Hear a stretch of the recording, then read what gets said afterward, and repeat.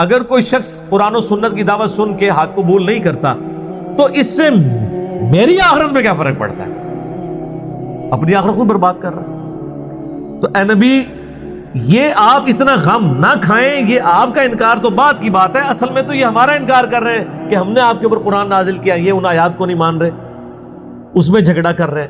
یہ حضور کو تسلی دی جا رہی ہے کہ آپ نے ٹینشن نہیں لینی، اور آپ کو بھی ہم یہ سمجھاتے ہیں کہ آپ کا کام صرف بتانا ہے، کوئی مانتا ہے مانے، کوئی نہیں مانتا نہ مانے۔ وما علینا الا البلاغ، ہمارے ذمہ تو نہیں مگر پہنچا دینا۔ اے نبی ہم آپ سے نہیں پوچھیں گے کہ لوگ جہنم میں کیوں گئے۔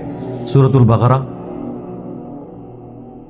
ما انزلنا علیک القرآن لتشقی، سورہ طٰہٰ، ہم نے قرآن اس لیے نازل نہیں کیا کہ آپ مشقت میں پڑ جائیں کہ لوگ بات کیوں نہیں قبول کر رہے۔ الا تذکرۃ لمن یخشی، قرآن تو صرف ان لوگوں کے لیے نصیحت ہے جو ڈر جائیں، جو ڈر نہیں رہے، نہ ڈر بنے ہوئے ہیں، بدماشی پہ اترے ہوئے ہیں، قرآن میں ان کے لیے کوئی ہدایت نہیں۔